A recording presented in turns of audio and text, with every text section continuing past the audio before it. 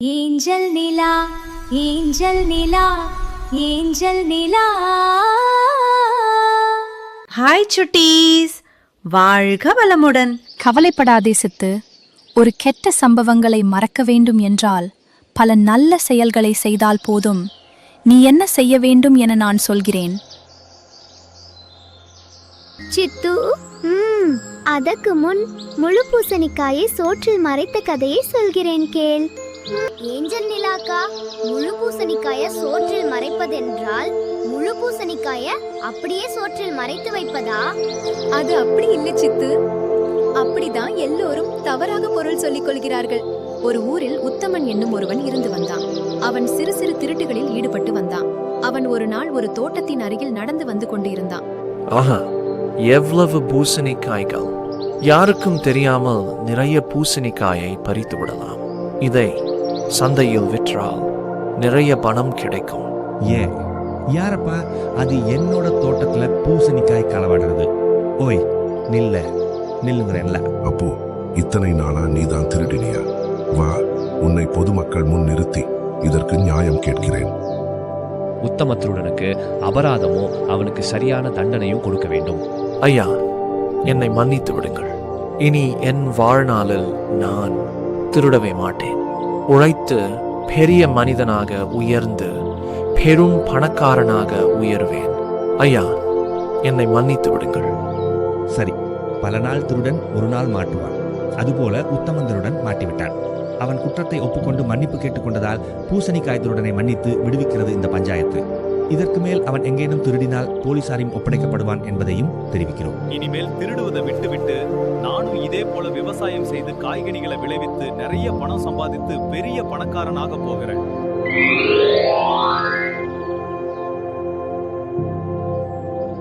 இந்த தக்காளி, கத்தரிக்காய், புடலங்காய் இவைகளை விற்றால் நிறைய லாபம் கிடைக்குமே.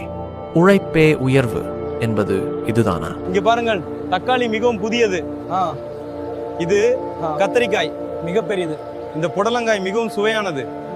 ஆஹா, இறைவன் என்னிடத்தில் எவ்வளவு பெரிய மாற்றத்தையும் திறமையையும் கொடுத்துள்ளார். இது தெரியாமல் இத்தனை நாள் திருடனாக இருந்து விட்டோமே. உத்தமன் உழைத்து உழைத்து ஒரு நாள் மிகப்பெரிய பணக்காரன் ஆனான். ஆனாலும் அவனை எல்லோரும் பூசணிக்காய் திருடன் என்றே கூப்பிட்டனர். இது அவனுக்கு மிகவும் வருத்தமாக இருந்தது.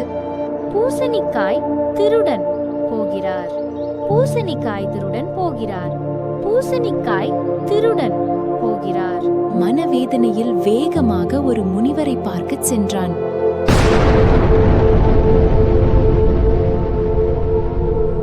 வணங்குகிறேன் சுவாமியே. ஒரு காலத்தில் நான் திருடனாக இருந்தேன். ஆனால் என் தவற்றை உணர்ந்து திருந்தி உழைத்து உழைத்து இன்று பெரும் பணக்காரனாக உயர்ந்து விட்டேன். ஆனாலும் ஒரு மனக்கவலை என்னை வாட்டி வதைக்கிறது சுவாமியே. என் சூழ்நிலை சந்தர்ப்பத்தால் ஒரு நாள் பூசணிக்காயை திருடிவிட்டேன். மனம் திருந்தி இன்று சமுதாயத்தில் பெரிய மனிதனாக இருக்கிறேன். ஆனாலும் எல்லோரும் பூசணிக்காய் திருடன் என்றே கூப்பிடுகிறார்கள். இது எனக்கு பெரும் அவமானமாகவும் கலக்கமாகவும் இருக்கிறது. தயவு கூர்ந்து இதை போக்க ஒரு வழியை சொல்லுங்கள் சாமி. நான் ஒரு ரகசியம் சொல்கிறேன்.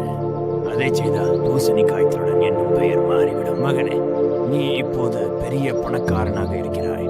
ஆகையால் ஏழை எளியவர்களுக்கு 3 வேளையும் அன்னதானம் செய்ய வேண்டும். சுவாமி, நான் ஒன்று கேட்கிறேன், நீங்கள் ஒன்று சொல்கிறீர்கள். சரி, ஆனாலும் நீங்க சொன்னது போலவே செய்கிறேன். அப்போ நான் புறப்படுகிறேன் சுவாமி. சென்று வா மகனே, நல்லது.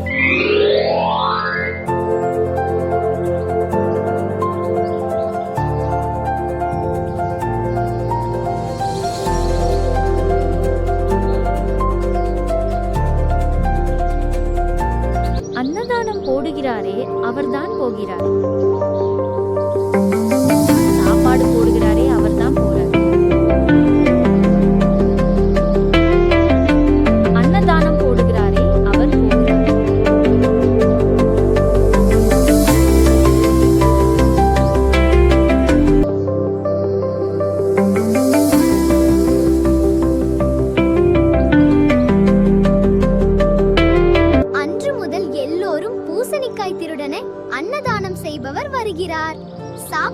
போடுகிறவர் வீடு எங்கே இருக்கிறது? சோறு போடுகிறாரே உத்தமன், அவரையே தலைவராக நியமிக்கலாம்.